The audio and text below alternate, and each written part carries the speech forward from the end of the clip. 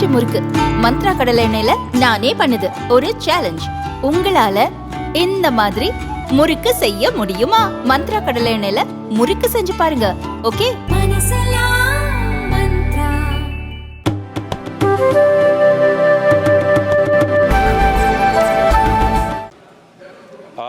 धन्यवाद अध्यक्ष महोदय। मंत्री महोदय बात तो करते हैं आत्मनिर्भर की, पर जिस प्रकार का उन्होंने आर्थिक स्थिति बनाई है, अब भारत पिछले 10 वर्ष में आत्मनिर्भर नहीं और चाइना निर्भर हो गया है।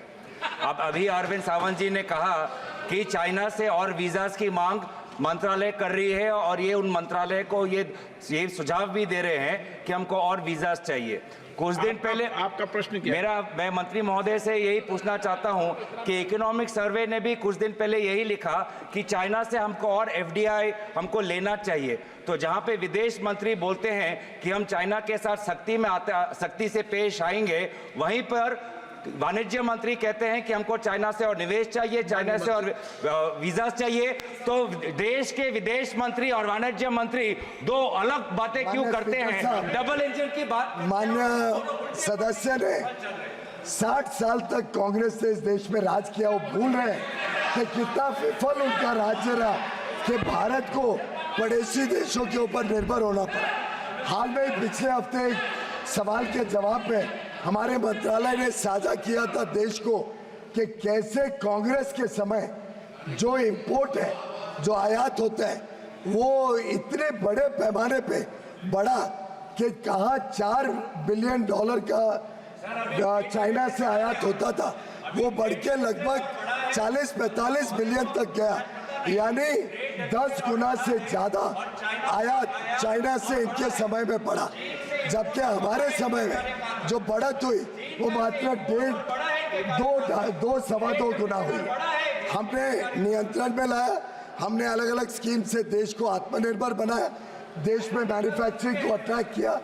मैं सीधा आरोप लगाता हूँ यूपीए के ऊपर, और आज के दिन उनका नाम बदल गया, क्या बोलते हैं, इंडी। आजकल इंडी अलायंस बनी है, पर यह यूपीए है। यूपीए के समय देश को कमजोर किया गया। हमें आज तक पता नहीं वो एमओयू क्या था, वो एमओयू चाइना के साथ जो कांग्रेस के नेताओं ने किया, आज तक पता नहीं क्या था। क्या उसके कारण भारत का ट्रेड डेफिसिट यूपीए के समय लगभग 30 गुना बढ़ा, ट्रेड डेफिसिट 30 गुना बढ़ा। ये यूपीए का ट्रैक रिकॉर्ड। और भारतीय जनता पार्टी और एनडीए ने चाइना पर भी लगाम लगाया, निवेश पर भी लगाम लगाया। जहाँ तक चीफ इकोनॉमिक एडवाइजर की बात है, वो एक इंडिपेंडेंट एटोनमस रिपोर्ट लाते हैं।